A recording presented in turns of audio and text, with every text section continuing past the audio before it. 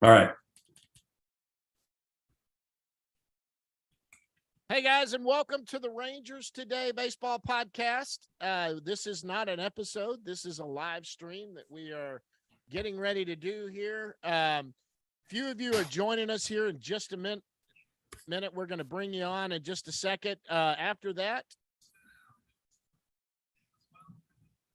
and let me get some stuff here where I can't hear it. There we go. Jeff, lots to go. We've got it going in the background here. We got the live stream of the draft, which is getting close. Any idea in your head what you think might happen?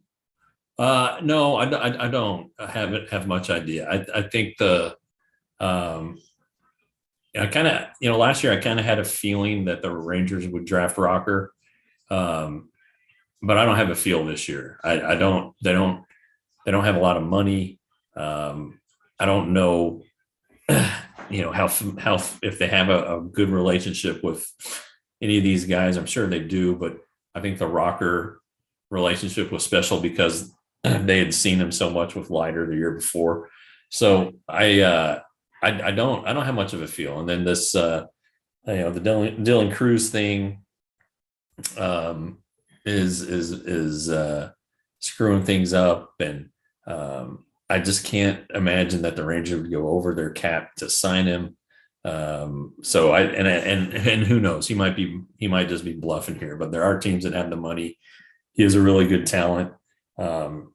So we'll see what happens here, but this is all going to unfold in the next 30 minutes, and we should know what the Rangers are going to do. But if I had to guess, I would guess that they try to sign somebody under slot. Now that could be one of the high school guys. That could be an older college guy who maybe is a little further down the draft rankings, whatever. But that's just kind of the way I see it happening, just so that they have a little more money to play with on the backside. Right. So, a lot of talk today is that Dylan Cruz might slide. Boris is his guy, and he's demanding $10 million. That's at least what we're hearing, is that he's going to demand $10 million. Look, I mean, it's I say it's BS. I've said this all along. If Dylan Cruz falls to the Rangers at number 4, and he is the number 1 guy on your board, you take him and you start negotiating with him. This guy is not going back to college, and he is not going to go play for the Cleveland Railroaders or whoever. And I don't think so. Not if your holdout is I need $10 million and the Rangers are offering, over the highest ever, maybe close to $9 million, something like that. He's not going away for that. You know what I mean? The interesting thing is the NIL money that players can receive now. Now, baseball does not have near the capital in it as football and basketball, but this is LSU. These are the defending national champions, right. And I bet that they could make it worth his while. He wouldn't be uncomfortable or anything like that. But my understanding is that at TCU, they have a group of baseball boosters who are basically saying, go out and get whoever you want. Yeah. Now, that's to an extent. I heard one guy that came, TCU gave him $250, and he's not Dylan Cruz, $250,000. It all depends, as you know, John, because you know somebody who knows a kid, Drew Timmy, the Gonzaga basketball player, right, was making a boatload of money. That's why he didn't go pro after his junior year. So it's a different world there, but I don't think that it's not $9 million. I don't think that they're gonna. I don't think Scott Boras would do that to a player. And if he does, shame on him.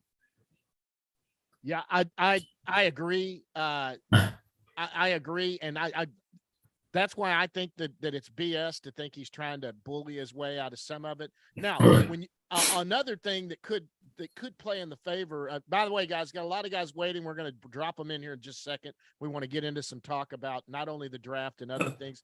We'll get them in here in just a second. Not only, but those teams that have more money. Oh well, that's easy. They can sign him. They've got more money. With that much more money, they could really play in this draft though.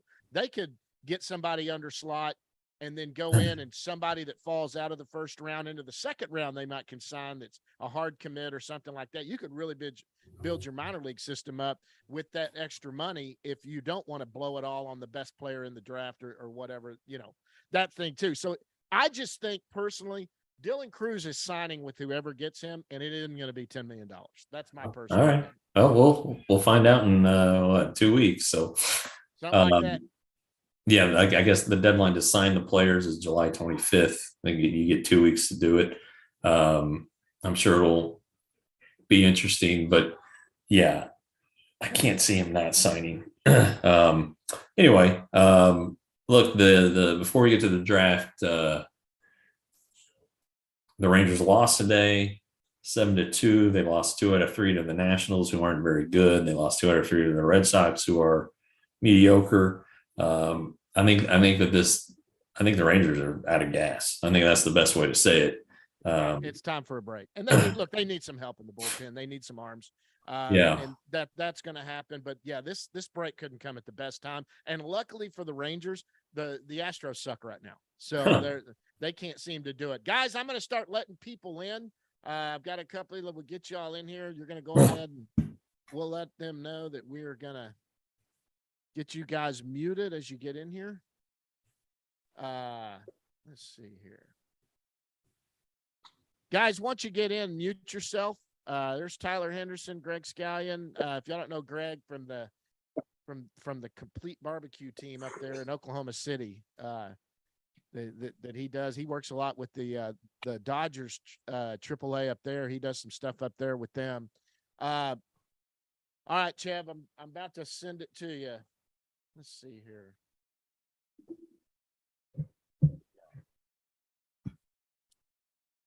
Hey guys, what's going on? Hey, John. What's up, guys? Let's see.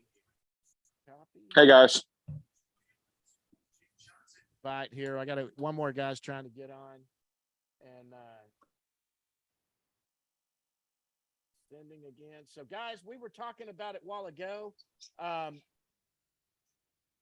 Who do y'all feel is the guy that's going to be the one that they take here at the 4th pick? Jeff and I don't know. Obviously, last year, I'll be honest. Jeff, we were up in the press box. We were sitting out where the food is when you brought up something about possibly Rocker before it ever happened. You don't have a feel this year though. Yeah, no feel at all. And I think a lot of it is because of what happened last year. I just don't. And the Rangers just haven't done anything by the book this really since the draft last year. Chris Young signing DeGrom. Really signing both Seager and Simeon was pretty much the start of them doing the unexpected. But this time they are limited by money, and I just can't. I don't know. For them to do what they want to do, continue adding to the farm system, especially if they're going to be trading away guys here in a little bit, then I just think they'll sign. I just think they're going to try to get the best below slot deal they can get, and see what happens. Guys, thoughts? Any of y'all? Jump in. Yeah, I think the other factor to take in here is they don't have another pick until the 4th round. So, I mean, to me, you got to take what's best available, like you said, in that what you can afford. I'm not a big fan of high school players with a top 10 pick. If there is a college player there that's got some more experience at a higher level with more competition. So I think it just all depends on, and I agree with you earlier too. I think the whole Cruz thing, I think that's a ploy I think he might not want to play for certain teams, and that's trying to get him to go. I think he's going to get his money. I don't think he's going to go back to college, but whoever falls to the Rangers at 4 is the best available, regardless of position, is who they should probably take that they can afford, obviously. And like I said, you don't have to pick into the 4th round, so it's not like you can take a chance on a pick here, knowing you've got some more coming up or whatnot. And that's kind of where I'm sitting right now. And I really don't have any idea. Max Clark, it seems to be on everyone's board now that he'll be there at 4. So, and maybe that's who they go with. I'm calling BS on he's not going to sign. Y'all didn't hear it earlier. I told Jeff this guy's not going back to college. $10 million is a fine ask. He's not going to get it, and he's not going back to college. And you're stupid if you're the Rangers or any team that has Dylan Cruz on the top of your list, and he's there, and the only holdup is he wants $10 million, and you don't know if you can afford him. He will sign. He's not going to sign for probably below 8.5, or he wants to be the highest paid guy in the draft. But I think he signs. He's not going to go play for the Cleveland Railroaders or go play for LSU again. He can't take that chance. There's no guarantee next year he's at the top of the board again, although it's probable or it's likely. There's no guarantee that he's going to be there. Rocker's situation was an injury thing. That's what that thing was.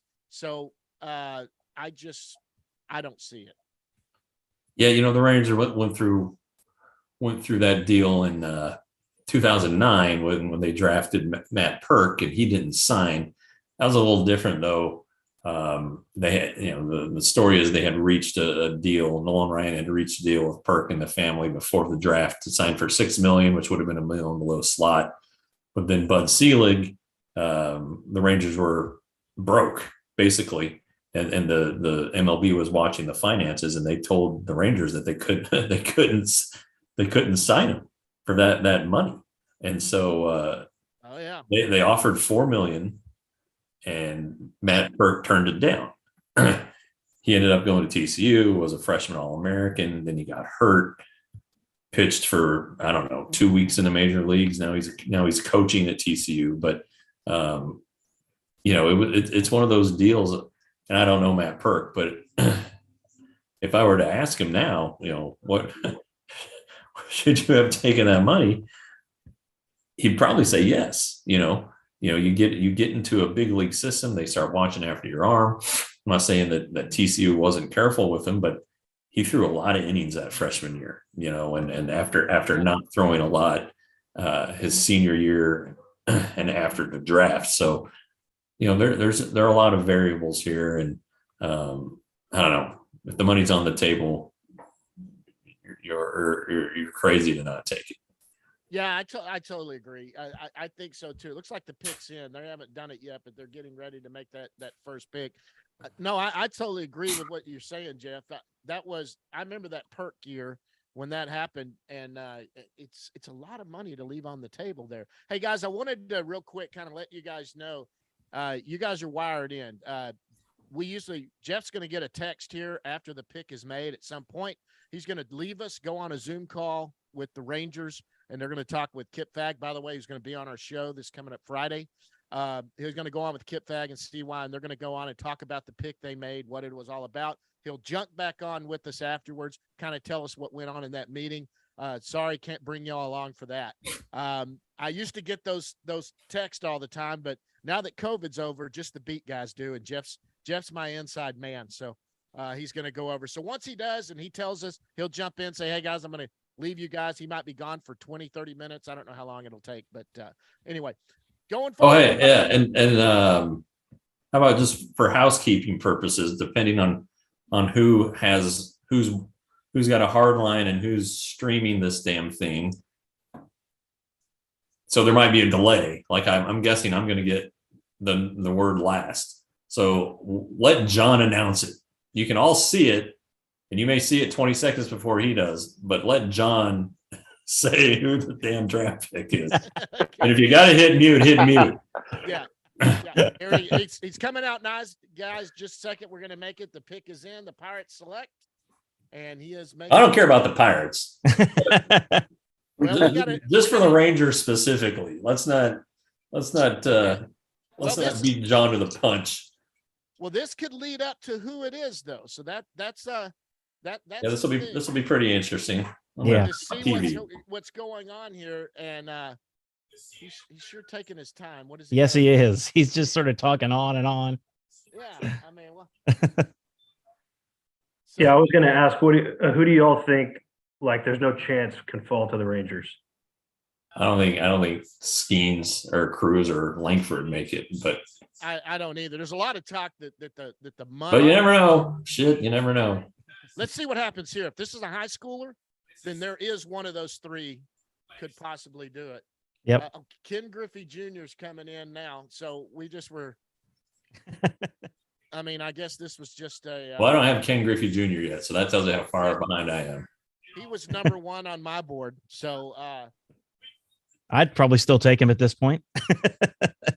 Hey, I tell you, He looks good. He looks does look in good. good shape for being almost 50. Wow. Look at that pick. Yep. There it is. A little round, old Ken. Got some junk in the trunk. Paul Skeens. So Paul Yep. Skeens, the right-handed pitcher from LSU, goes number 1 overall. For those that watch it on here, you should be watching it on your TV too. I know you're listening to us and our stupid opinions, but Paul Skeens. So that's one of the college guys right there. So that's Yep. obviously. I bet Skeens is probably not demanding $10 million, although he could. That's a heck of a pick right there. And they say this is the best pitcher to come out of college since Strasburg, who dealt with all those injuries. But man, there's a lot of praise, and this guy's pitched a long time, and he was pretty impressive in the College World Series. He went to Air Force initially and transferred out of Air Force. That's pretty shocking because Air Force isn't known as a baseball power, although they did win their conference a couple years ago. And I don't know if they did last year or not, but Brian Estridge, the voice of the TCU Horned Frogs, his son just went to Air Force on a baseball scholarship. So Air Force has some players right now. Yeah. They were terrible when I covered TCU.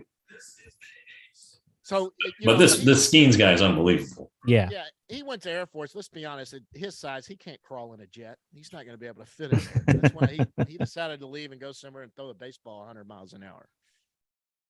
So Yeah, all right. I'm really not surprised at all that he was the first pick. I mean, like you said, college guy, polished. He looked fantastic in the College World Series. So I don't think that's a surprise at all that the Pirates took him. Everyone's consensus is that Dylan Cruz is the number 1 talent in this thing. Yeah. So this is obviously the first of a little bit of a money thing, although you're getting the best pitcher far and away in this draft right now. Yeah. And the Pirates are. And the Pirates do this a lot. They've had people forget the stable of guys that have come out of Pittsburgh that have gone on. I mean, look at one of them being what's his name with the Yankees who came out of Pittsburgh that when they traded him to the Astros. High voice. God, my brain is just farting. Sorry, guys. I'd like to see a drafter not excited about the pick. Do I now? I'm just now seeing the draft, the war room cam. Yeah. I'd like to see them like all hanging their heads or fighting each other. So they're Pointing hugging. fingers and yelling. Yeah. Yeah, man, come on. What else are they gonna do? That usually only happens in the cowboy war room where half of them are staring at Jerry going, "What the hell are you doing?" And he's got to have this guy, and that's who he jumps in. Guys, jump in, guys. Questions? Yeah, I was just gonna say, did anybody else read the? I mean, whether it's just social media news or an article about the Tigers are allegedly pretty high on the Ole Miss shortstop Jacob Gonzalez. Well, that's interesting. That would be a below slot pick right there. That's without a doubt. And that would be moving some money around. And they have did they lose any picks? I don't think they signed any big name free. They did sign Baez, but that was last year. So. Yeah, that was last year. Yeah. No, Yeah, I don't. I think they have all their picks. Yeah, it's the Gonzalez thing, because I've kind of leaned on Baseball America since they give me a free subscription because I write for them every once in a while. Like Gonzalez is like super slow, which is really weird for a shortstop. But yeah, I mean, if that's what they want to do, that's fine. I don't know that he's a shortstop in the major leagues necessarily. I can't believe Javi Baez is their shortstop because he looks terrible. Defensively, he's been swinging. So much Yeah. money through his way. I mean, the only signing that was worse was Trevor Story with Boston, but it's still it's not been a good contract, and a lot of people are a lot of Tiger fans do not like them. Let's be honest, it may not have been a lot of them's first choice. The Rangers swooped in and stole Simeon and Seager Yeah. and kind of took them out of the game, and then everybody was scrambling. They just assumed, oh, well, the Rangers aren't spending any money. Yeah. They go in and grab those two, and then that kind of left everyone scrambling. And when a lot of Detroit had a lot of people had Correa, they also thought Correa was going to go to Detroit. I remember that was a big name, but Yeah, because of the manager. Yeah. Simeon was another one that they thought might be going to Detroit. I don't think Seager was ever really kind of, everyone thought Seager was going back to the Dodgers, or he might be going, I forget where else, maybe the Yankees, something like that, because the Yankees are in on everyone. They're going to go sign everybody out there. So the Guys, this pick right here by the Nationals is going to be the biggest pick based on what the Rangers are going to do, I think, after Skeens went one. Yeah. So this right here, right here will tell us where the Rangers are going to be. Yep. And I wonder if is there another guest picker, or was it just? I don't know. I think Rob Manfred just likes to talk. Go, guys. Yep. So the Nationals are on the board. The pick is in, and they have selected Dylan Cruz. Okay, well, the fantasy for Dylan Cruz is not. There you go. It's gone. That is not going to happen. My guess would be now. Well, first of all, there's no doubt if Langford falls, that's who's coming to Texas. Texas has been high on Langford. Well, that's what we hear. Now, I'll be honest with you. Jeff would have more insight on that the guys he talks to. But right now, they are tight-lipped. They're not going to tell you anything they're doing. Yeah, they have buttoned up, but that's fine. As long as they do it to everybody and not just me. Well, you did get Kip Fagg to say he would come on this Friday, which is that's right. That's the only time he will. That's the priority right now. Yeah. Yeah. I think after the draft also is when a lot of these, I think, trades and things are going to start to happen. You're going to get a lot of scouts that might be not that they're not focused and not out there now, but I think the front office is working on the draft right now. Now they can start turning their attention more towards making some moves afterwards, because the focus isn't on the draft. And all right. Well, guys, the Nationals weren't worried about the slot money. I mean, they were right at $8 million, I think, or something like that, with what they had to spend. And if he's asking for 10, they probably think the same thing. To me, Pittsburgh took Skeens because I think it was a safe pick for the best pitcher, and they don't have to mess with this whole, Cruz and fighting with Boris and all of that stuff. It just because Skeens really wasn't necessarily number one. I mean, guys, ask yourself honestly. Was Skeens number one on Pittsburgh's board?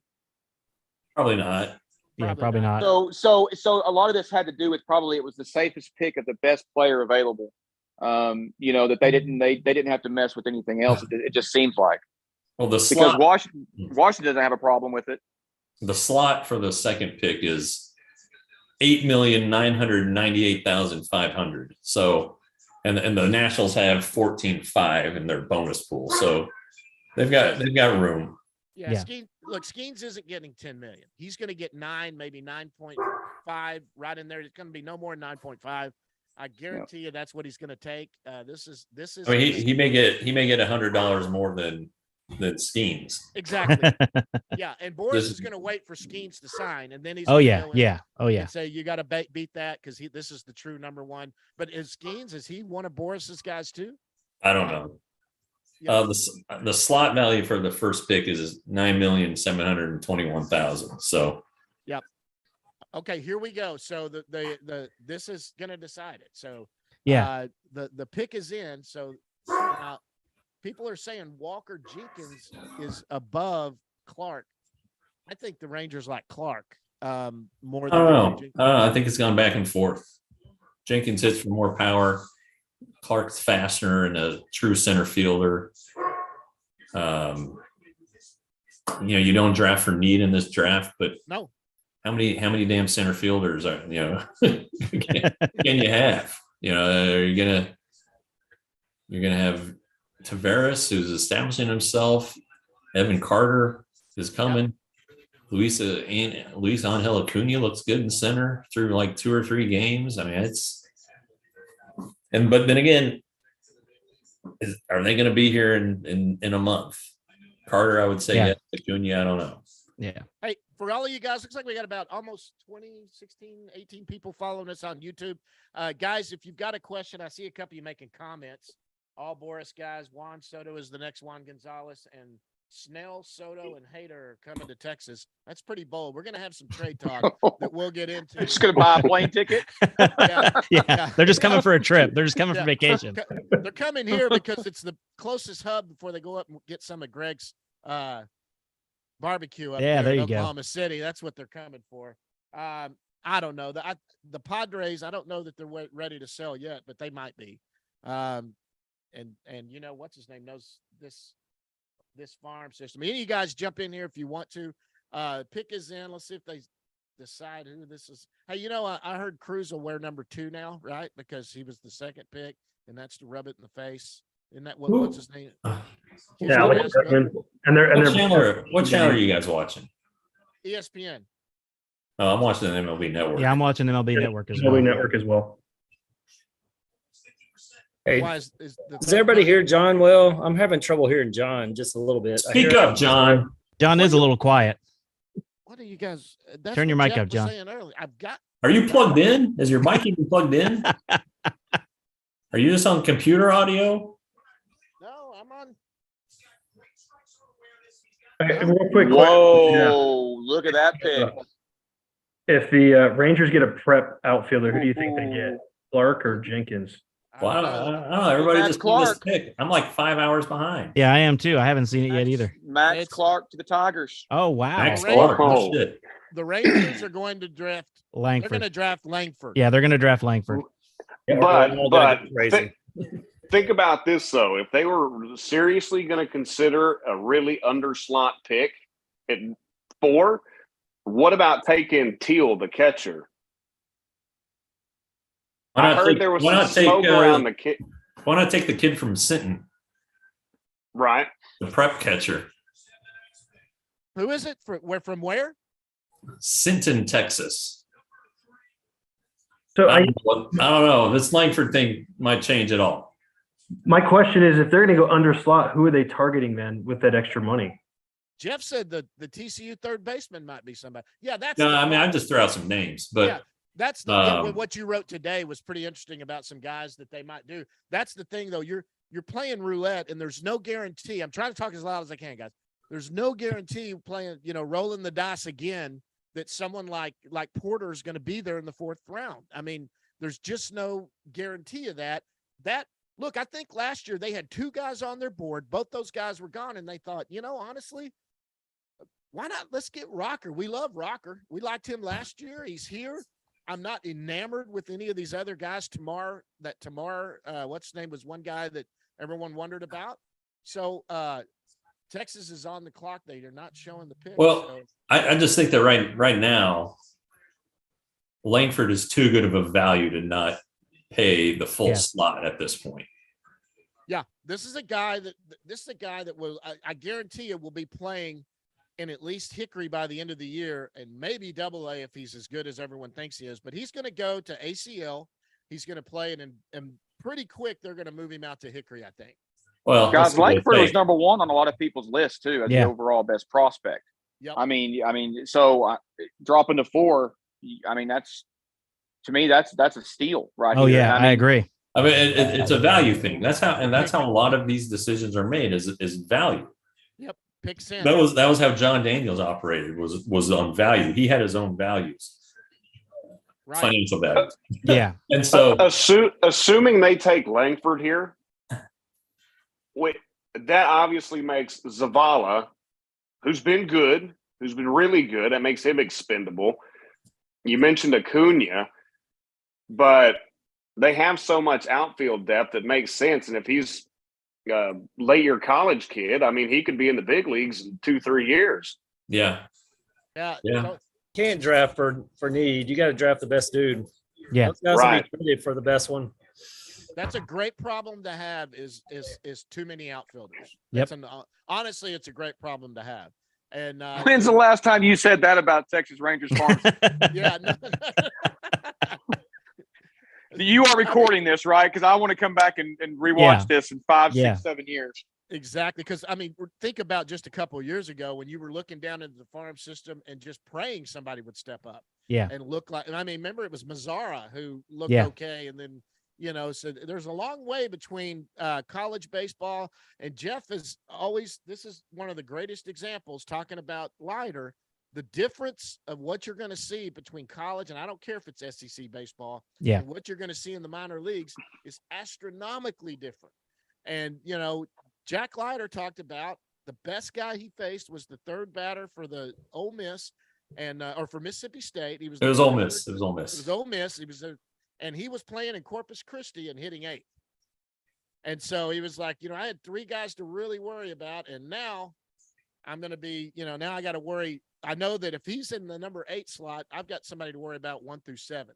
Yep. So, you know, what you got to worry about every single one of them. Don't get me wrong, but Yeah. it's a big adjustment, and maybe putting Leiter in AA was a stretch. I think that they've learned that lesson, and that's why Rocker started out in High A instead of coming right to AA, even though he's older. But look what he was doing in High. He was doing great before. Yeah, he was. And so, Hey, to talk about what you just said about Leiter starting in AA. When I used to write articles for the Prospect Times, and here in Oklahoma City, every time the Nashville would come through or Round Rock would come through, and I'd interview the players, I would always ask them, every player, the same question was my last question: what was a bigger jump for you, single A to AA or AA to AAA? And every single one of them told me that the biggest jump was from single A, whether it be high A or low A, to AA. Yeah. Yep. Yeah, So, for sure. so you know, him going to AA straight off the bat, you know, because here we go, guys. Hold Greg, that Greg, thought. jump. It's already on Twitter. It is. Is it Langford? Do you want to yes, it's Langford. know? It is. Awesome. All right, there it is, guys. The Langford Rangers tweeted this thing. Bunch of assholes. Wait. Get Captain out of the damn picture. That's a friggin' class. Well, Jeff, you've got my new top. You've got my new top 20 prospects. He's editing it up. It's probably going to come out this week. I left a blank because depending, I kind of figured where one might fall, whoever it was, and I think I'm going to keep him where I had him, Jeff. So, y'all will see that this week. I'm not going to tell you who it is, but I'm going to keep him right where I had him because I think I kind of thought if it was one of 4 guys, they'd probably fall into there. All right, White Langford, guys, let's talk about that. Jeff, I know that you may be getting a text pretty quick, so let us know. Well, I got to tweet and watch them shake hands and celebrate. I didn't get guys. I said it a minute ago. This was number 1 on just about everybody's board. This guy, It was. and the Rangers just got you know a number 1 pick overall in the 4th spot. I would love to see the reaction of the War Room when Max Clark went 3rd. Yeah. I don't think anyone thought Langford was going to be here. I don't. No, I didn't. I even, you know, so that might be why they prematurely tweeted. They were a little overexcited. The moment that Clark was taken, they knew one of the college outfielders was likely going to be there. Well, he was going to be there because Skeens was already gone. Yep. So you knew you were going to get one of them immediately after that happened. So, I mean, that's awesome. This is a great pick. Another great pick by the Rangers. He'll start at ACL. He's going to get signed. Once he does that, he'll go to the Arizona Complex League. That's where he's going to start. And it won't be long when he's hitting 700 or even 400 in the first 10 games. He's going to go out. They're going to send him out to full season. This is a position player. It's not a pitcher. He hadn't thrown a lot of innings. He did good. Hey, he was another guy that played well in the College World Series. Yeah. Did good under the pressure and everything. Did well. So, wow. That's all right. He's 21. I'm reading from the Rangers press release. Okay. 21. 373, 498, 784, 1282 slash. Jeez. 28 doubles. 83 runs, 56 walks. Pretty good stuff. In the College World Series, he went 7 for 13 in the final Golly. series. 7 for 13 with 2 homers, 3 doubles, and 8 RBIs. So that's pretty good. And the longest home run in College World Series history. 47 home runs and 120 RBIs in 134 games at Florida. Guys, and those numbers aren't inflated. I mean, in the SEC, when it comes to baseball, you got a lot of top arms right there you're facing, and Sure. over the years, and so I mean, I just don't think these are, obviously I'm in Oklahoma, we're in Texas, Big 12 baseball. These are legit numbers for this kid, and I'm really excited. I'm more excited the fact that we don't have to worry about a top 10 pitcher having to be out for the year with elbow surgery. So I think we can don't have to worry about that for a while. So with him, the last 2 years we've had Leiter and Rocker, and they kind of shut them down for the year. How long, if Langford gets signed in the next 2 weeks, sending him out, letting him roll? Yeah, well, like I said, I think he goes to the ACL first. They all go to Arizona. They're going to all go to Arizona.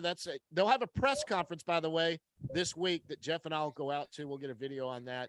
I'm imagining, Jeff. Don't you think he's going to be in Arlington here? Yeah. The only thing, the scouts obviously have relationships with these guys, but to what depth were the Rangers able to talk to him about money because he wasn't at the draft combine because he was at the College World Series? Right. I don't know if they got him in town or not. I asked Kip that at our little press conference last week, and he said that some of them they weren't able to talk to, but they're still trying to. He didn't get into specifics.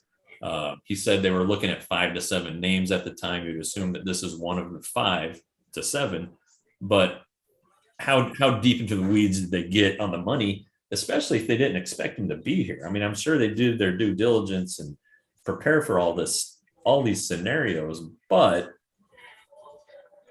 yeah, how is it going to be something like, all right, we're going to take you, here's the money, you good, we're good, all right? So yeah, we'll know that soon, but you're talking Langford and Walcott in Arizona surprise here pretty soon. That's going to be fun. That's pretty good. It's too bad you can't get any good the video comes out after they do something is when they show it. Look, Jeff and I talked to Walcott, Sebastian, when we were in spring training, and good Lord, you ought to just stand next to the guy. Good Lord. I mean, he is a big boy, still growing. I mean, he's 6'4", he's graceful in the field. I mean, good Lord, he's impressive. And he's hitting, his first at bat was off of Alex Spees, who threw a 99-mile-an-hour fastball to a then 16-year-old that he hit 420 feet or something like that. And I remember when we walked up, and I walked over there, and it was what's his name in his little golf cart sitting over there, and he goes, "Did you see that?" And I was like, "What?" And he was telling us about it. And they are fired up about this kid. I predict he'll be the number 1 prospect, especially once what's his name is promoted. This is your next number 1 prospect. Yeah. Well, guys, to finish my thought from earlier about the jumps of single A to double A with my interviews of players, I thought that maybe Leiter should have had more time in high A. That one of the other things that the players talked about too, the pitchers talked about, was the baseballs. The seams on the baseballs in single A to double A and triple A are a little bit different. They all mentioned that too. I'm not quite sure what the Rangers need to do or Leiter needs to do to get himself, quote unquote, back on track. But as far as what is on track, because look, you can look at a lot of great pitchers in the minor leagues, and their numbers may not be great, but they're still good pitchers. So, of course, you can watch the pitcher also and kind of see from a pitching standpoint where he's at or his talent level or whatever. I'm not ready to give up on Leiter yet. I know a lot of fans are, excuse me. I think that he went up fast, and double A, like I said, it's really double A and triple A is not that big of a difference. It's really not. And so his struggles may just take some time to get through these. develop Well, some, did some different pitches or do something different with his approach or something. But I'm not ready to give up on him yet. I think he's still a really good arm and comes from a great pedigree. So I've seen him in person, and so has Jeff many times. And when you watch him, he's got one unbelievable problem, and that unbelievable problem is he falls behind. And Yep. when you're falling behind on AA hitters and you have to come across the plate, I'm sorry. I mean, usually if you're ahead of guys, then you can mess around with your out pitch and do that. But when it's, when you're down 3-0, 3-1, you've got to be around the plate because walks killed him. Now he's not walking as many this year. No. But when it's not even that, it's falling behind, because when you're falling behind, that's when you're having to come back over the plate. And so I think, Jeff talked to him, and we had a good video of it when he said, I started worrying about winning again. I want to win. It's time to get out there and win and battle and do it instead of just trying to get through the next level till I get to the big leagues. It's also about being a teammate and winning. Guys on YouTube, man, there are a lot of people asking questions. We're going to get to you. Don't go away. We're getting this talk going and do that, but let's see, what's one question here. Well, while Leiter's fresh in my head here, he pitched well for a good stretch. They gave him the break, and then he went on, came out, and he's had 2 really crappy starts. But the first start after coming off the development list, he threw more than 60% of his pitches were fastballs in the zone, and he got hit pretty hard.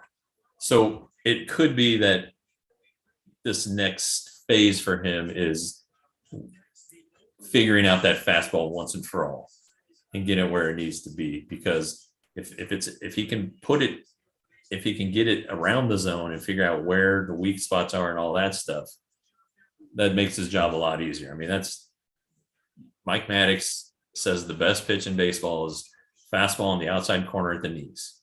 And if Jack Leiter can start commanding his fastball, he's going to be, it's just going to open a lot of things up for him. All right, let's go to a question here, and all of y'all can jump in on this since y'all are actually in here, but Jeff and I'll start it. First guy, I think it's Austin Jones. Is Carter untouchable for you? For me, he's untouchable. It's not to say he's not completely untouchable. John, are you talking? Hey, I'm sorry.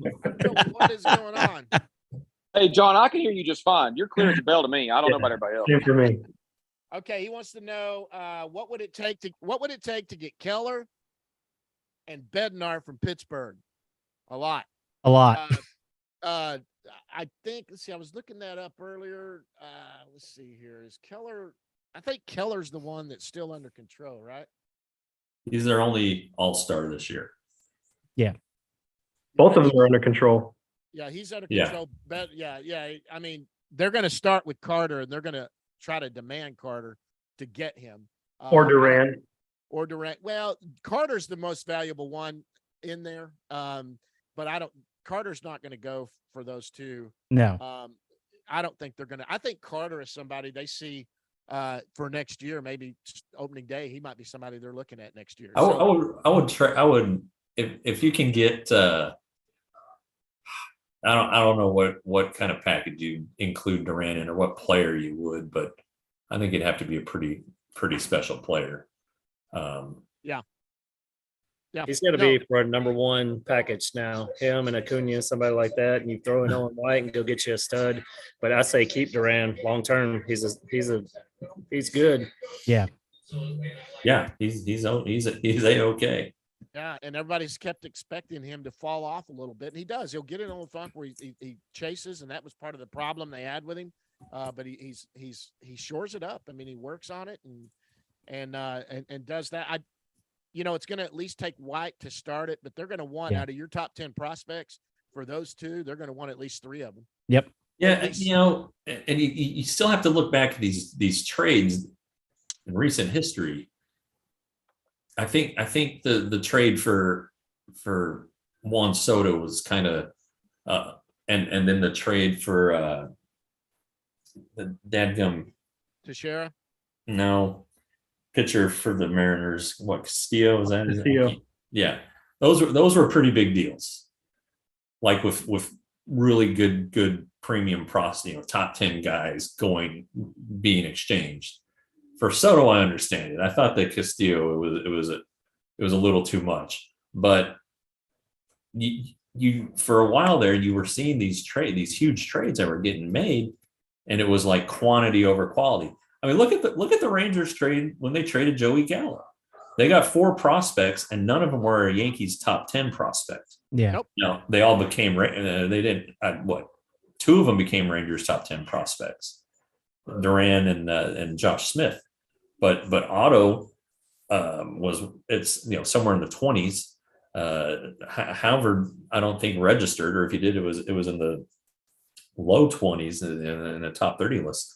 So it really, it's beauty's in the eye of the beholder. I mean, it depends on how teams scout, and you can look at Baseball America rankings or MLB Pipeline rankings, but these scouts have their own feel for it, and if they can figure out a way to get their R&D department and then pitch shaping gurus and all that crap involved, it changes everything. So the Rangers' top prospect or number 5 prospect may be Justin Foscue for Baseball America, but for The Pirates. The Tigers, it might be, you know where I'm going with this. Yeah. Yeah. And so you may not see like the Rangers get Keller and Bednar and they trade 4 of their top 10 prospects. I just don't know that it works that way anymore. Well, they're going to want big league talent too, and young big league talent. So you're probably looking at least a Bradford or a White who are probably big league ready that would have to be included in that deal. Or maybe even someone like a Taveras, which you don't want to talk about that as good as he's played, but they're not going to give those guys away without somebody they feel could come in and be an everyday starter for them. I know they got Brian Reynolds that they signed and extended, and maybe get, Taveras might be valuable to them. But Taveras is doing so good for you right now when you're in a playoff hunt. That's why getting someone like those 2 in one deal, I mean, it's possible, but I think it costs a lot. Yeah, listen, to everyone out there asking about, I'm sorry, go ahead. I'll follow up. I was just going to ask, how do y'all view the 40-man roster crunch and all this stuff too? I think they're going to have to do some things just to clear that out, which gets a little hairy too, as far as how you value them or other teams value them. But they got to do something to, maybe that's quantity for quality or whatever. Yeah, no.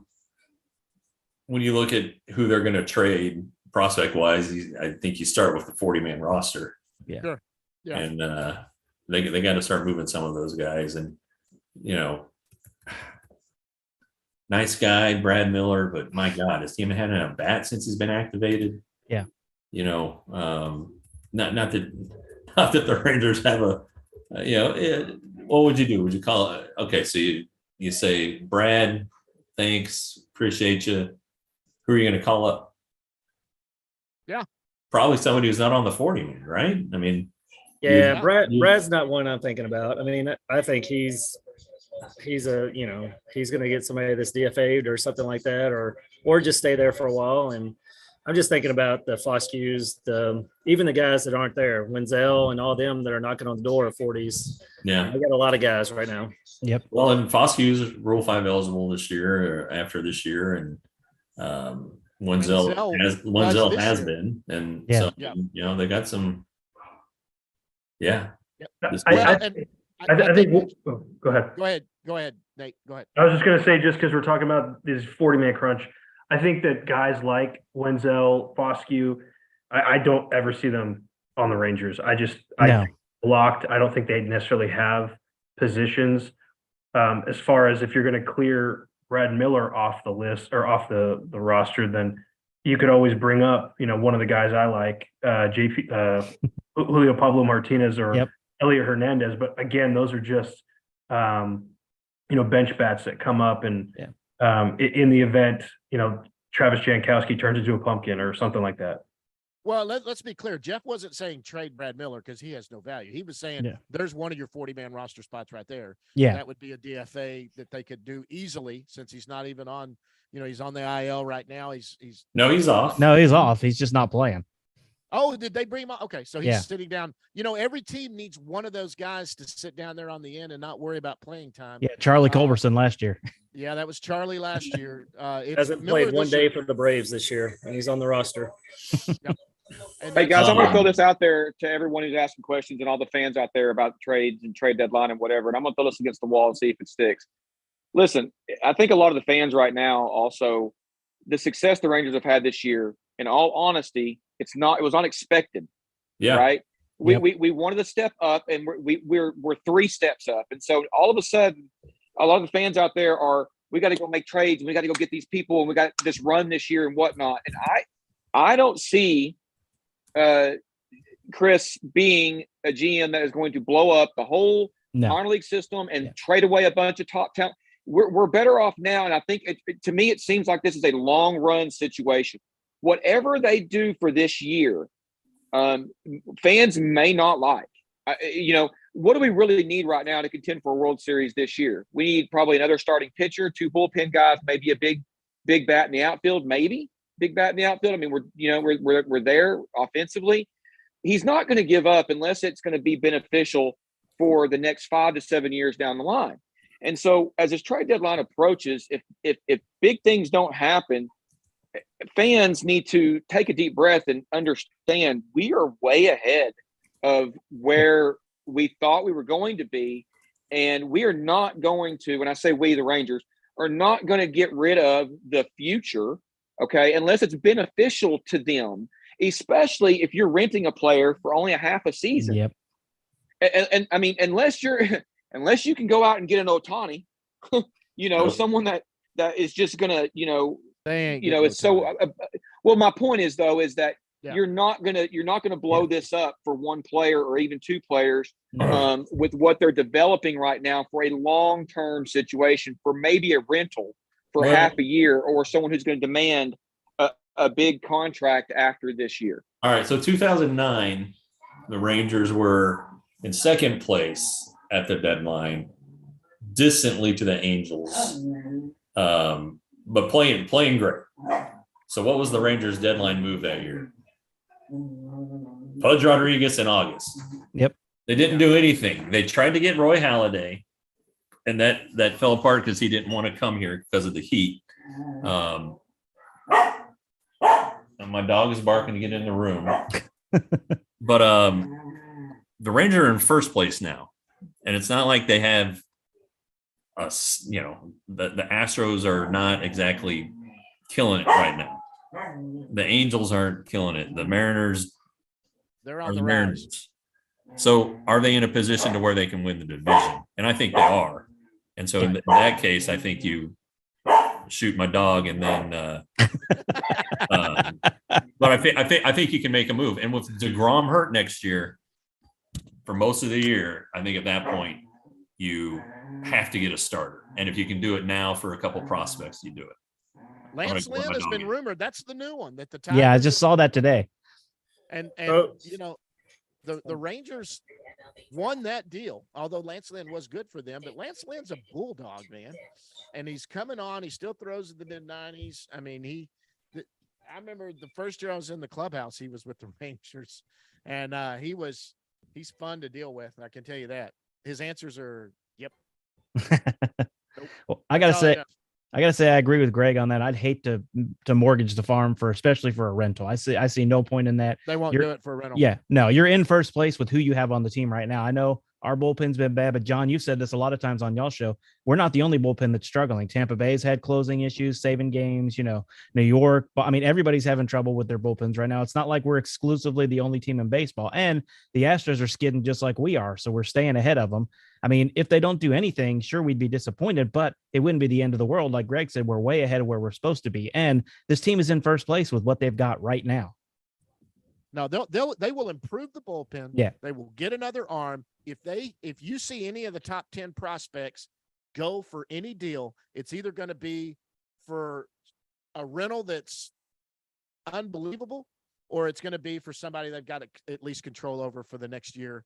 Also, it's not going to be for one postseason run. It's going to be for two. They've got to get through Jacob deGrom's injury and get back to when Jacob comes back, who might be back by the end of next year. We don't know, but I mean, they're not going to rush it. They're going to, I mean, they want him healthy and back. I mean, that guy's got that guy's arm is unreal when he's insane. going. And I know that he gets hurt and all of that, but that's because he's got a thunderbolt there on that right arm. It's crazy to watch him pitch. Just doesn't even look like anybody else. Hey, I want to continue the trade talk, but I just wanted to mention one thing really quick about this Wyatt Langford. I'm reading a guy named Steven Soki. He does a lot of stuff for the SEC. Previously pitched with them and then went to Virginia. He says Wyatt Langford ruptured a nut 4 months ago, and he was only out for 2 weeks. That's the type of dude I want on my team. You need to discuss that on pod with him whenever you get him on there, because it sounds like an interesting dude. People are saying this is like an Adrian Beltre type vibe, so I love it. My golden retriever sniffed my nuts, and I was out for a week and a half. Just think about it. Outfield of Langford, Carter, and Leote. I mean, well, you got. And what are you going to do with the Doleys? Yeah, I mean, I still think you play him in the outfield, and then maybe DHs too. Yeah. Maybe Leote and Adolis and Langford can take turns playing DH, if not a corner outfield position. But because I don't think you'd want to take Leote and Carter off the field with their defense. Let me Got a tell question for John and Jeff here. Adolis is my big trade piece for the offseason. But here's my question. How is he received in the Rangers clubhouse? Is that somebody you take out of the clubhouse and it goes in a different direction? I mean, because I think he's the guy. If you got Langford, you got Duran, you got Carter, you got Tavares, he's coming up to getting more money. He's going to have some value. But the clubhouse, I know the Rangers really, really value. That's my guy to go get a big pitcher and then supplement them with the 40-man guys, the Acuñas or Owen Whites or whatever, and go get. Talking about in the offseason, though. I'm talking about the offseason. Yes, sir. Yeah. I will tell you, Jeff can say this too. They love him. Adolis is so popular in the clubhouse. Everybody, you can't help. The guy just looks at you and just that grin comes. Everybody. I mean, he grins and talks to everybody in there and does that.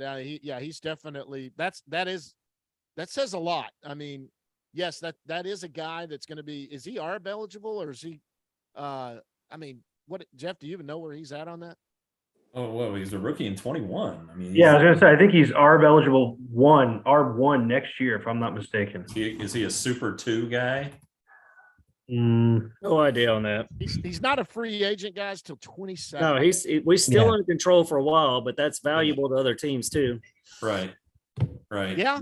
I don't know. I mean, I don't see why you'd even try to trade him. you're talking about a guy who's leading the league in RBIs and has 23 home runs. I think he leads the league in runs. I mean, he's guys, Garcia's the guy you trade for, not trade away in his situation right now. But he's also 30. What is he? 29 now. That's my point, John. He's getting on up there. It's the same thing with Christian Walker in Arizona. I mean, that guy's old too, and it's just because he took so long to get to the pros. I don't think he's ARB eligible. I don't think he's a free agent for like the next 2 years. Yeah. Dulles is 30. 30. Yeah. And got to check into those Cuban birth certificates. But hey, let me tell you what. Yes, obviously, maybe it could be something, but let me tell you something else. Adolis, if he starts to fall off at all, there's your DH right there. He's 30 years old. So at 32, 33, he's still under control. Maybe he is your DH, 55, 65, 70 games a year. right, I got to get on the Zoom call. I'll be right back. All right, Jeff will be back, guys. He's going to go jump on that, and he'll tell us what's happening there. But no, it's a great point. I mean, the guy coming back in that deal, though, Russell, the guy that they'll come back in that, it's going to be good. I mean, it's for the team that thinks they have one piece away. So I think that it's I'm thinking like Miami. He goes down to Miami. He's Cuban. He's their big bat that they need. They got a lot of pitching. We get, I don't know, Jesus Larsardo or whoever or somebody like that to finish out our, our number 5 or whatever. That's I'm not saying that Langford, Duran, Carter, Tavares, and we're dealing from strength like we talked about with Zavala and Harris and all those. Okay, one guy's asked this. Let me answer it for him, and you guys can weigh in. What's the soonest we could see Langford in the big leagues? Next year. Yeah. He ain't coming this year. No. Next year would be the soonest, and that's under the impression of this.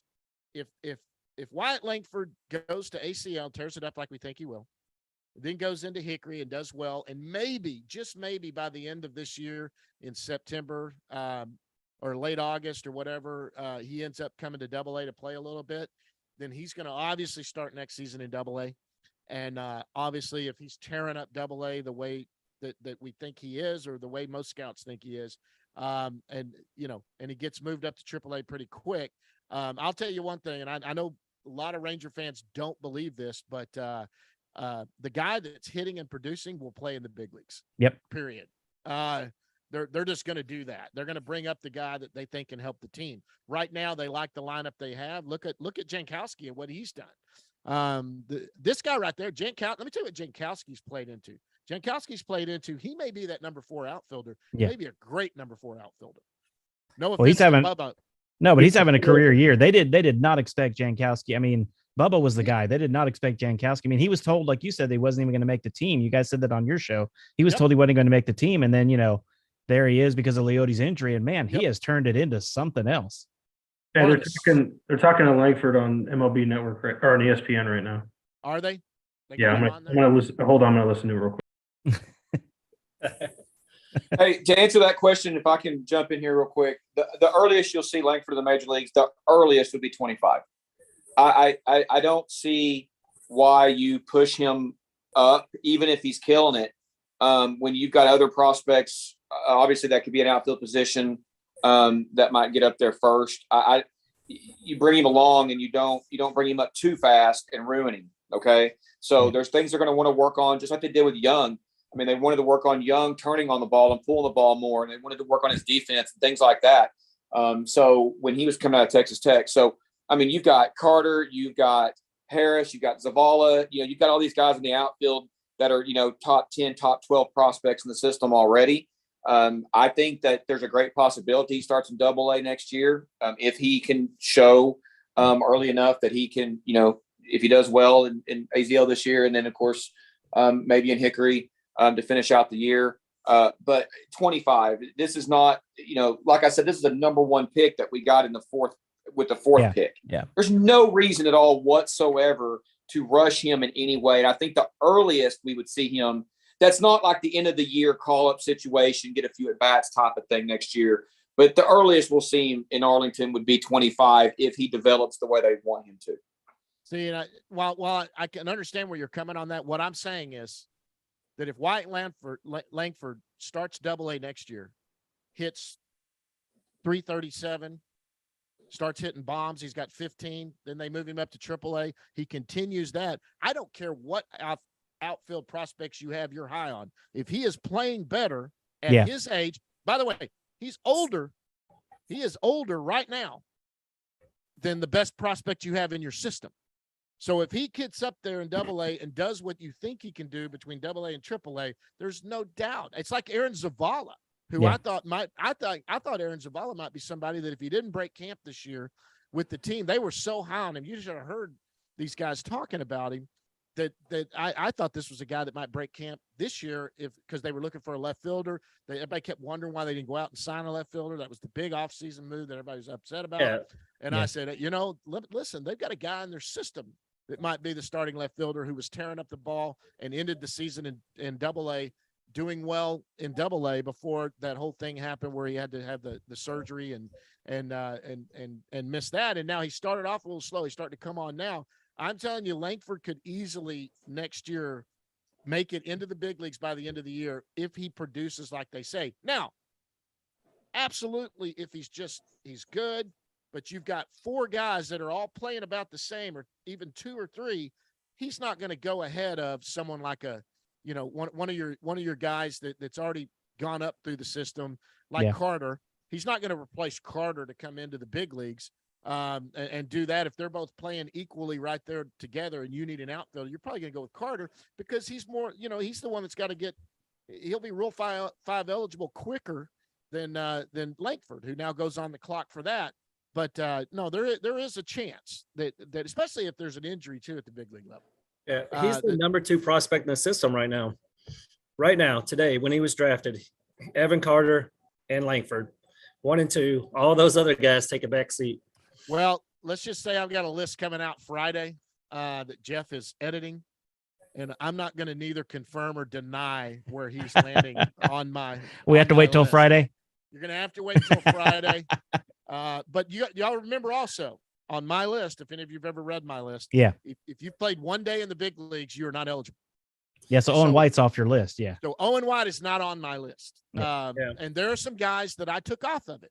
I do that every year too, especially during the middle of the season. If you're injured, and Kumar Rocker falls off for me.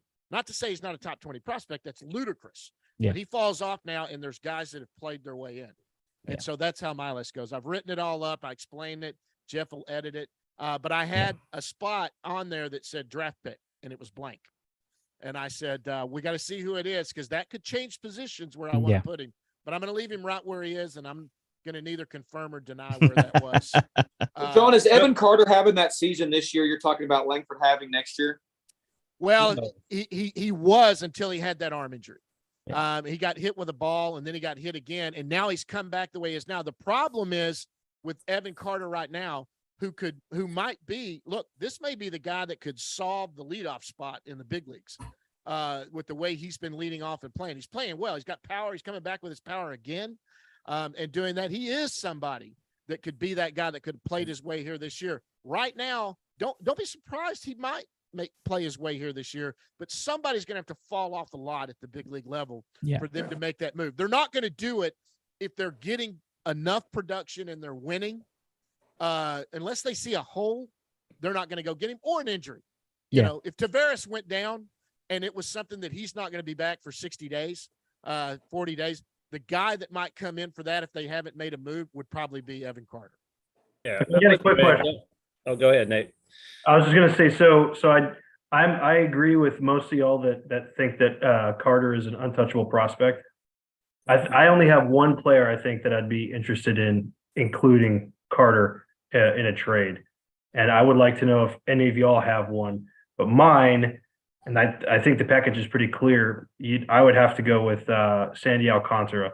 I think he's the one player that I think is it could kind of twist my arm and say, okay, fine, I'll give you Carter. You probably have to include Owen White in a trade or another pitcher so that Miami's got one, because they're playing pretty well. I think they're just behind Atlanta in the standings, so they're trying for the postseason. But I think he's about the only guy that I'd say yes to. Yeah, I mean, that's it. I mean, maybe He's about as close to Jacob DeGrom as you can get. No, he's good. I mean, and he's under control. And won the Cy Young last year. Yeah. On a really bad Marlins team. I'll take the Perez guy from Miami as well for Carter anytime. The young pitcher. Oh, yeah. Yuri Perez. Ooh, yeah, you mean Yuri Perez for Evan Carter? Oh, and I can throw some things into. Pitchers don't go on trees. We got Langford, we got Adolis, we got Leote. We don't have all the pitching. Well, Miami's 8.5 behind Atlanta, and they're 3 games up in the wild card. So Miami's in good shape to make, a wild card as of right now. I don't see them catching Atlanta. Yeah, these are off-season trades. But the thing is, they have so many pitchers that are good on their team. Somebody already mentioned Jesus Luzardo. You got Yuri Perez. What's his name? There's a guy that starts with the last name with a B, I think. They also got Max Meyer that's on the DL with Tommy John. That's really good. That's why Pablo Lopez was expendable this offseason. I mean, yeah, I mean, I like Sandy Alcantara. I mean, but he's controllable too. Geez, you'd have him under control till 27. I'm looking him up. He's got a great contract, John. Yeah. I think if the only way you get Kim Ng to say yes is that you say, fine, here's Evan Carter and Owen White. or Justin Foscue. They need more hitting than pitching. Let me tell you what, Justin Foscue, there are some within the organization who think Justin Foscue's bat is better than Owen White's bat. I don't, but Foscue has done the same You mean thing. Evan Carter's bat? Yep. There are some. They love his bat. I watch. The problem I with watch him is Round Rock. defensively. I see Round Rock a lot, and I see Foscue and Wenzel's guy. That's a conversation I like to have. If you want to have a utility guy for the next 5 years, you want Wenzel, Smith, or Jonathan Orleans. Or That clears a couple of Ornelas. That clears a couple of 40 spots too. Wenzel puts you power. He can do all the same things defensively. No, I'm just saying what the people within the organization have said. No, Jeff I is agree. the one that told me that. I don't. I believe Carter's far and away the best hitter, especially with the way his discipline at the plate. His plate discipline is second to none. Within this, Zavala's that way too when he's on and healthy and going. But but there are people that like they just love Foscue's bat. And there's no getting around that. They have said it over and over. I think Foscue, though, I think Foscue's going to get traded. I think he'll be a part of a deal or headline a deal for something. He is expendable in the fact that unless he's going to play first base, they've been playing him at third base. I think they tried him in the outfield and it's not there.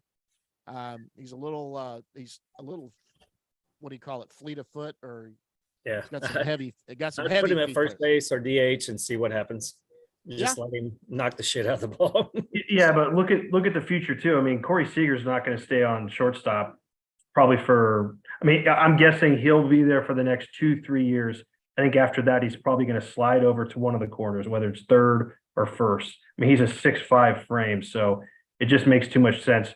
And at that point, if Acuna's still around, which probably not, you got to wonder who's going to be the shortstop that comes in if they're actually going to get a shortstop from the farm.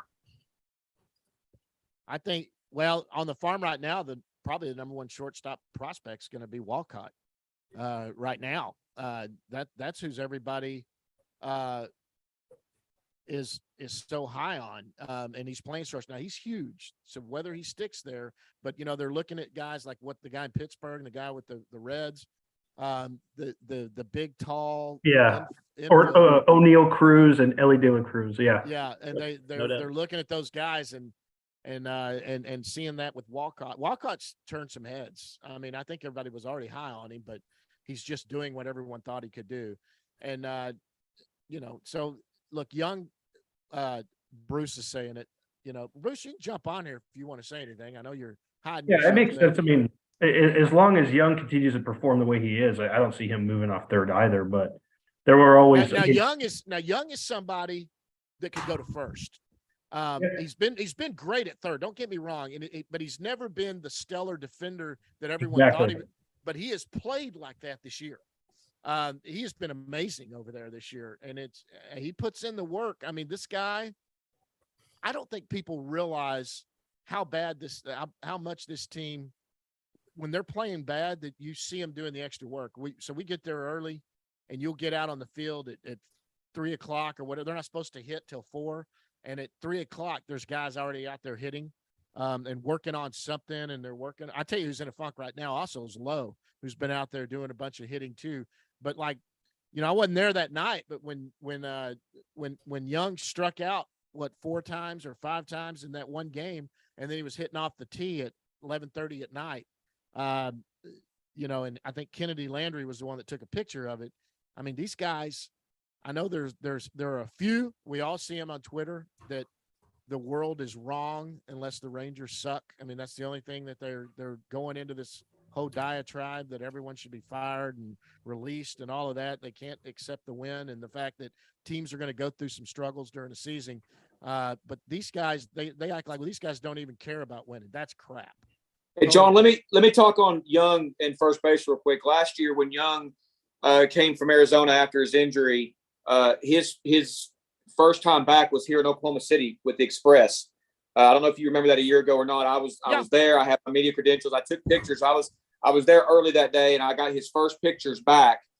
in the cage in the field, and he actually was working at first base that day. Mhm. So I think that, and I've got pictures of it. And so Young is definitely someone that I think that,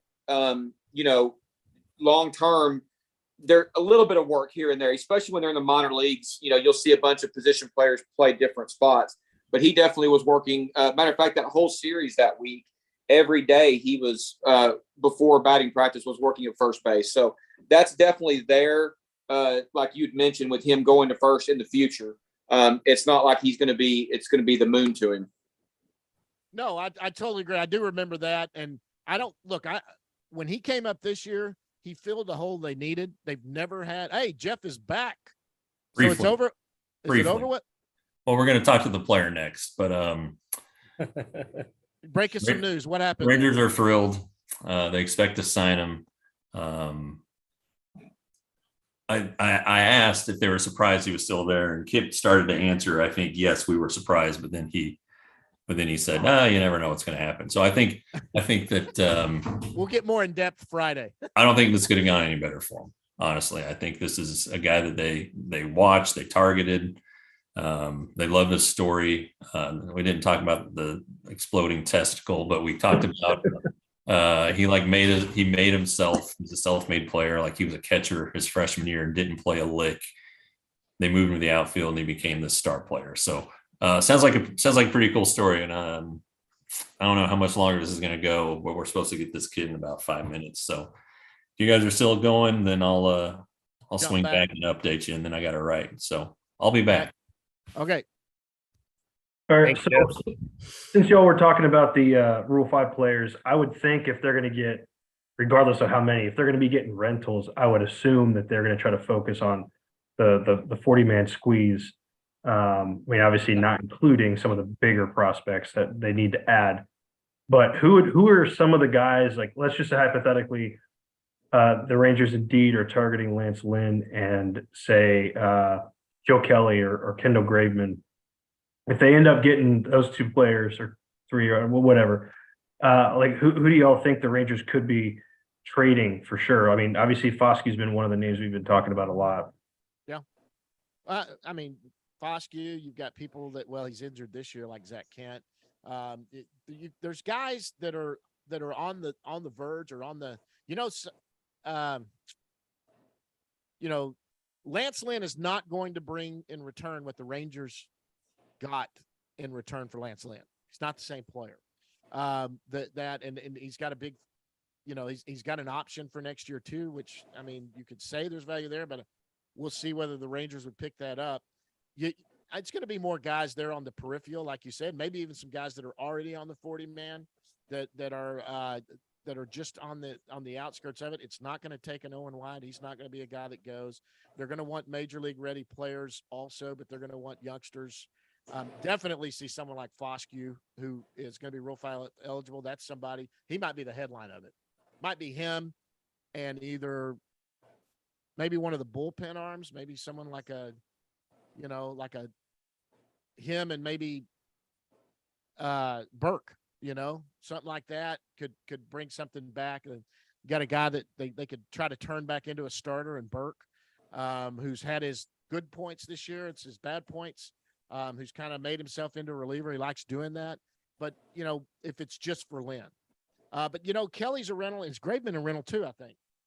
I think he's a rental. Raymond has an option. No. Yeah, but no. So Kelly, they both are under contract through next year. Kelly is too? Kelly and Graveman. Let's see. Let me find Joe Kelly here. He's older though, right? Because he's like 35 or something like that. But he's still I'd say for Lance Lynn, somebody like Maximo Acosta, somebody that's about to go on the 40, somewhere right in there that's got some high upside. Foskey's he's not going to do a Lance Lynn trade. That's too much value for Lance Lynn for this contract, but maybe Joe Kelly, if they value him like crazy, but maybe they need a little bit of money. I think Foskey is going to go get you a bigger dog out there. A Bednard, let him headline a Bednard trade. Yeah, that's that. I'd rather have Bednard. I like Bednard. Kelly, I like Kelly too, but I just like his attitude. I think he's. Hey, are the Padres going to deal Snell? That's a No, great. and I'm not question. talking about Rangers just in general. I mean, they're pretty much out of anything this year unless they'd have to have a huge rest of July. I just don't see him doing it. What's he having value right now?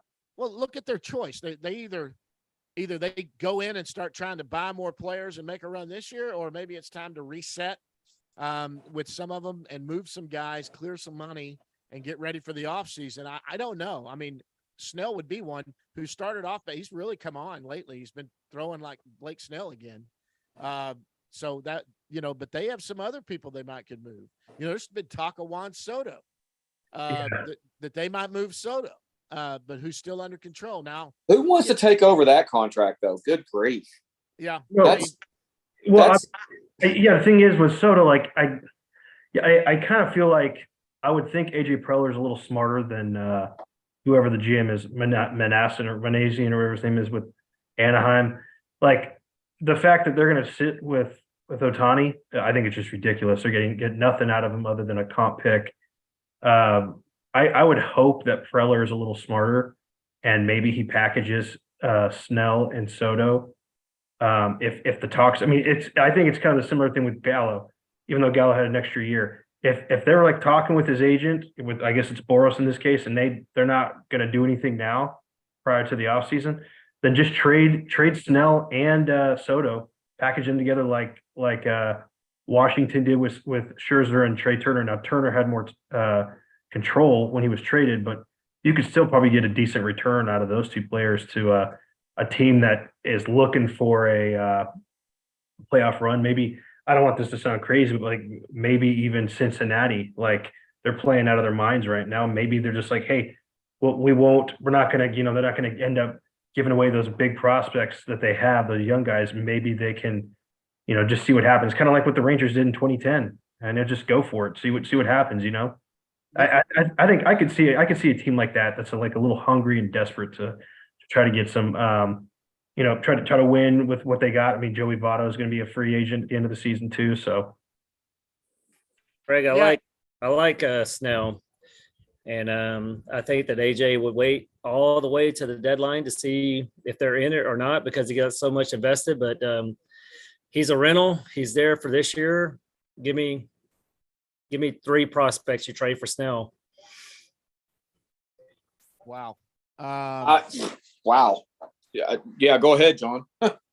I got it. Maximo. I'll give him Dylan McClain, high upside guy, and I'll give him I don't know, maybe one of the ACL guys that's not Walcott, and let it roll. Torres or he could be a different maker if we are in the race, which we should be. Yeah. But he can start game 3. He can start game 2. And he's absolutely. I mean, he slides up there. If he's on and pitching the way he can, he's up there with Gray and Evaldi. And we also get to recruiting for 2 months to maybe re-sign for 2 years and, $40 million. Rebuild his value, something like that. Yeah. How old is Snell? He's in his early 30s. What year did AJ Preller leave the organization? I can't remember. Was it 2019 or 2018? Did he go straight to San Diego? Yeah, he went straight to San Diego. He took the San Diego job. I think he's been there 5 years. And then the next year, Thad left. Yeah, Thad took Minnesota. Those were 2 really good guys. Yeah. That's an interesting deal you're talking about. Maybe Torres from the ACL, and then someone like McLean. And I mean, they'd have to listen to that. Look, the farm system is so deep, and I can't stress this enough. When your system is this deep, you can go look what the Rangers did. I mean, look what they did with the Gallo thing. These were 4 guys that were down, and they weren't even in the top 10 of what the Yankees consider. And now let's be honest, the guys that were in the top 10 in their system at the time the Gallo trade was made, one of them was Juan Dominguez, and he's fallen off. Yeah. He's trying to build himself back in, but everybody thought he was an 18-year-old or 17-year-old that was supposed to be the next great kid to come out of Latin America. But I mean, shoot, this system's deep. Some of these guys could end up being top 10 prospects for another organization, just the way the Rangers put in Duran and Smith. And the Yankees fan has to be just distraught watching Duran kill them and watching Smith come in and play. I mean, these were guys under their control, especially when they were looking for some middle infield help earlier in the season. And their best bet was, at one point was IKF, who now they've moved out to the outfield. That hot shortstop of theirs has struggled, and they've been looking maybe for second base, some help. And, either one of those two could be playing right now for the Yankees in the big league. So, yeah, I mean, I would go down. Acosta could lead a deal for me for Snell easy with McLean, and I think San Diego would listen to that for sure. What about Foscue for Snell? Straight up. Just straight up. Too much. He's going to headline a deal. He's going to headline a big deal. How about Foscue? Or not headline, but he's going to be an appetizer. What if Foscue is the headline of the deal, and for Snell and what's Hader? Josh Hader? Yeah, and he is also like a free agent at the end of this year. Let me see. You might be right. He's a free agent. So there's two rentals right there. Foscue, Acosta, throw in Foscue and Acosta, and put in McLean. That's going to be in the same draft class, which has to be 40 eligible next year. Then you got to go young. You got to go down and get Torres or somebody. That's a good one, John. Or Cam Collins. Yeah, and you also have to consider. I mean, obviously, with Langford being drafted at 4, an outfielder is expendable. Maybe in the top of the team might be looking for too. Gutierrez. Harris. Yeah, Gutierrez is there. I mean, maybe Dustin Harris. Maybe. Yeah, not Gutierrez, but I like you, Greg. Harris would be a good one. Keep Zavala, keep Gutierrez, and expend Harris. That's a fair deal. But now here's the other question. If we when were Cy just looks GMs, at this, how big would it be? How big would it be for Cy on this, though, to say what's the possibility on these rentals that we'd be able to re-sign them for next year? Is that something he would look at like Hader? Is that something that they what's and of course you can't do that in the middle of the season, but what's the possibility of being able to keep these guys for next year too? Might make a difference on what they'd be willing to get rid of also. Well, if you make a run and get all the way to at least the pennant and maybe even make it to the World Series, if you get to there, then there's a lot better chance, obviously. Yeah. Now, but money talks, guys. I don't care who you are. Money talks. And just remember the free agent market for starting pitching next year is not great. So no, got to think guys are looking to cash in. Yeah, especially guys like Snell. Jeff, what was the kid like? He seems kind of quiet. Short answers. Like me? Pretty thoughtful answers though when you did give him. He did the Zoom call. It seemed like I think he was in. I didn't ask him this. I think he was in his like boyhood bedroom because there's like trophies and shit on the wall and old baseball hats. But he said that he thought that he had a good feeling that the Rangers were going to take him. I don't know because he said he was shocked. I guess shocked by the moment because I was like, well, did you expect to still be there? And he's like, well, yeah. But he feels a pretty good connection with the Rangers and thinks the organization is a good match for him. So sounds like a good kid. I don't think there's many signability issues.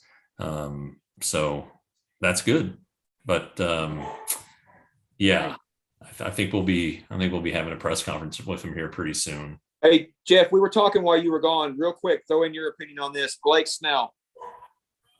I think the Padres might be looking to unload him and some others. We were talking about what prospects we might give up.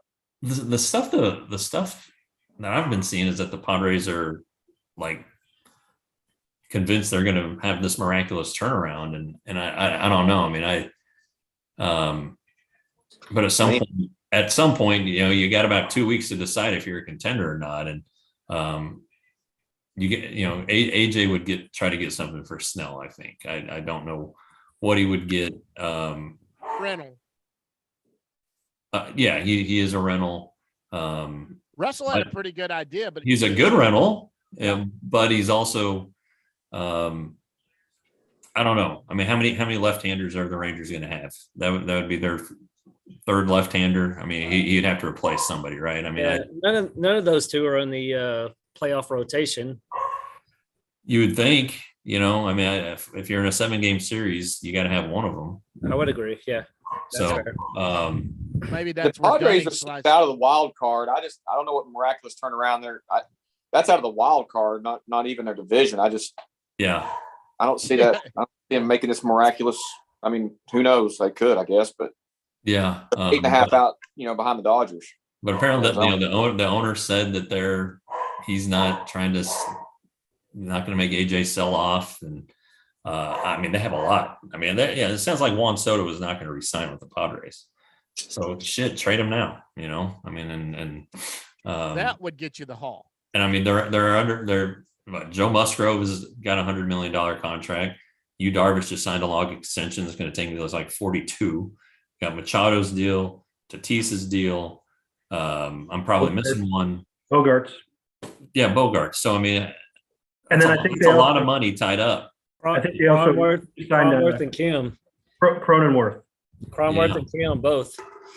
So I mean, and they traded away. Everybody knows what they traded away to get Soto and to get other guys. So their farm system was great, and they don't have Mackenzie Gore anymore. They don't have CJ Abrams. They've done a lot of wheeling and dealing. So it might be time for AJ to get back to his roots and start building a farm system again. So I don't know, but I don't know what I'd give up for Blake. We made it when you were gone, Jeff. How about Snell for Acosta, McLean, and one of the ACL guys not named Walcott? Sure. Torres. That's fine with me. Yeah. Like I said, to follow that up, the system that the Rangers has is so deep that those three guys could climb up in the Padre organization right now and be solid. McLean's he's got a high upside. Then you've got, Acosta, who's starting to come on again and is thought of as one of the top prospects, but he's coming on again and playing well. And then somebody down there like a Torres, or you're not going to trade Walcott right now especially not for a rental, something like that. But I mean, look, for a rental for Blake Snell and the Rangers take on the contract. Can you not hear me? I can hear you. I'm just stretching. Okay. I can't hear you, John. I'm trying. No, I don't know. I just think if you're going to get a starter, you might as well get one that's going to be around for next year too. That's the thing, though. You've got 2 months to deal with him. That's a guy that might extend here. Blake Snell's 30 years old. Nothing huge. You're not going to go out. You think he's going to get out and get a 5-year contract? I don't think so. Who's your guy, Jeff? Who's your guy that you can? Is it long term? Is it Cease or is it Keller? And I think I'd rather have Cease. I agree. Because of the cost? 100%. I just think he's a better pitcher. That's kind of where I agree. I'd go, and I just think that are the Pirates going to want to trade him? You saw how outlandish they were for what they were asking for Reynolds. But do the White Sox aren't like cash strapped. All right. I got a question for you, Jeff and John and Greg and everybody. Are you all in this year, or do you wait till the offseason, get some rentals? They have to have trades. You get some rentals, you maybe see a Cease that comes up and you take him or whatever, or do you put all your chips in the offseason? I go for it now. I go for it now. Yeah. And I think the Rangers are going to do that, guys. Seriously, they're going to make moves. And if it's just too much for somebody big, they're going to. But here's the thing. This is the thing. The Rangers have finally been put into a position that everybody tries to play off each other. I've got this deal on the table. Who do you got? And the Rangers have such a deep system that they could pull something off with who you look. Who would have thought that Cole Reagans and it would be could headline a deal to get Chapman here? I didn't. I mean, that's all. In early July too. But Reagans, don't get me wrong. I like Reagans. I think he will blossom into a starting pitcher, but he's going to be a back of the rotation guy. He's not going to be somebody, And look, they went out and got nobody else there must have not been a lot of calls on Chapman, but they cut that deal. And Chapman's a good arm to have in that bullpen. Yeah. Yeah. Yes. We haven't seen, have you seen him, Jeff? He came on the road. Yeah. He's a big guy. He's a different looking fella. He is big, like barrel chested. He's not what you'd expect, at least not what I was expecting, but he and Adolis must work out of the same gym. I mean, he's put together. He really is. All right. So Jeff, let me ask you then, who are you considering trading if you're going to trade for Cease or Keller? Just one of the controllable starting pitchers that's definitely going to be in the rotation, probably as a minimum starting pitcher 3. I'm fine with trading Owen White.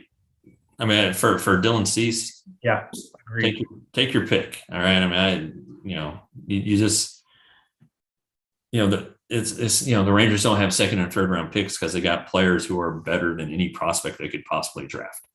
Right. So it's the same thing with getting Dylan Cease. Owen White may turn into a great starter. Good. You're going to have Dylan Cease, who is ready made to help you contend and win right away. So I just think they can pick their pitcher.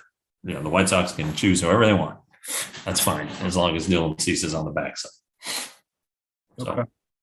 Yeah, I agree. Owen White's easy for me for someone like that's controllable. Absolutely. Well, we like Owen. Two-time podcast guest, but I'm and mean. I'd be happy to make that trade. So hey, we had Reagan's on a couple times too. So yeah. I go back to the Cole Hamels deal, and it hurt me really, really bad. And it really didn't hurt after that because nobody really ever panned out. So I'll take Cease every time. Yeah, you just don't know of prospects. You don't. So, let's do it. Well, all right. Well, let's wind to this answer, thing down to here. answer that question real quick, John. Yeah. John, before I'm sorry, I want to throw my 2 on that. I think one of the things too is I'm still trying to figure out as a fan / insider, minor league system, whatever, how exactly Cy operates and what he does too. We all got used to what Daniels did, how he saw things, what his system is. I think that so far everything that Cy's done I really like. But in this situation, does he even realize he was going to be in this situation this year? What's he going to do? We don't know. And so I can't answer the question. Are they all in this year? I think in the big scheme of it, it's always you want to win now, no matter what it is. Yeah. Then again, he might be under the approach of, once again, where are we at with this long term and what would be best for the club long term, 5-7 years down the road, and build something up? I don't know. So it's hard for me to answer that question because I don't think we have a big enough pool to look at moves he's made, things he's done, or whatever. But so far, everything he's done, I've liked. So whatever he does at this trade deadline, I'm with him because he seems to be very calculated and really knows what he's doing. So I'll be happy with whatever he does. And as a fan, I'm going to ride with it for the rest of this year. Well, he's I think I know what you're going to say. It is his first time making trades. I mean, and the first time that he's driving the ship, and I don't know if that makes him more susceptible to overpaying or not, but he's also a player who's been on contenders and realizes the lift that the right player can give a team. And but as far as are they built for the long term, I would say offensively they are, but the pitching staff, you have Martin Perez, as much as I love him, is not going to come back, right? Andrew Heaney, do you want that back? I mean, we'll see what he does in the second half, but I'd say no. So, and then again, DeGrom. So really, you can look at it and say you have Dunning, Gray and yeah. So I mean, Haney, you got to go get somebody. So Haney, a player option. I don't think it's a player option. Is it not? I don't remember. I think it is a player option. Well, shit. But anyway, Yeah. Let me say Um, this just- about okay, then put him in the bullpen. I don't Yeah. care. But the fact is, you need starters, and if you can get one now, you just got to do it. it's a player option. But let me say this about CY. Look, he has said this from the day he took over. Every time he's ever talked to us, ever, he expects to win now. And the players that help him win, I think it's hard to sell Corey Seager, Marcus Semien, Jacob deGrom, who's hurt, but then you've got people like Evaldi who signed here. You've got long-term guys. It's hard to sell them on, we didn't trade for anybody because we think we like these. They don't want to hear it. They know that they feel they're good. They feel like they have a chance. They want to see something done. And CY has stated over and over and over, we're going to find players that are going to help this team because we expect to win now. And I know that's a bunch of talk. And yes, you could just be saying that to fluff and do all of that, but he's never shied away when you've asked him a question about, well, if this guy isn't producing, what are you going to do? I've seen it asked where he said, look, the guys that are going to help the major league team are the guys that are going to be playing. It's as simple as that. I mean, that's what they say. So I think he'll make moves to better this team unless it's so outlandish, but we may never know because they never talk shop about what the ask is. But he's going to do what he can, and he thinks he's got the resources to do it. So if that's the case, do you think Lance Lynn, this rumor is just a bunch of fluff? He's having a horseshit year, right? I mean, Yeah. Which means they could get him at a discount and let him pitch out of the bullpen, but I mean, I guess he is a starter. Yeah. I don't know. I mean, he's making a lot of money. I think that they, if it is a rumor and they have talked, the Rangers are seeing what prospects they like for Cease first, Yeah, and yeah. maybe Giolito next, and then Lynn. Well, that's Good point. That's another thing to watch. Like, and John Daniels wasn't notorious about this. It'd be like, have you talked to, Scott Morris about, and then you're trying to say about this guy. I was like, well, okay. And while he's talking about this guy, he's also talking about 2 or 3 other guys. So when you're talking to a team about Lance Lynn, you're probably talking to him about everybody on their damn roster. I mean, and so Luis Roberts Jr. There you go. I would give up Carter for him. They can have Carter for him. There you go. Straight up. Yeah. All right, guys, listen, we're going to wind this thing down. I appreciate you guys jumping on, especially Greg, Nate, Russell. Thank you guys. The guys, Ben and Bruce. I know you just been sitting there listening and watching. And I appreciate you staying on there, guys. Everybody that watched, we've got 24, 23 now or something that are watching over there. Appreciate your input. I think we got to everything that y'all were doing over there. Jeff and I are back this week. I was out of town. We thought we were going to get to do a show Friday. I didn't get back in time, and my wife had to take me to see her parents in Illinois.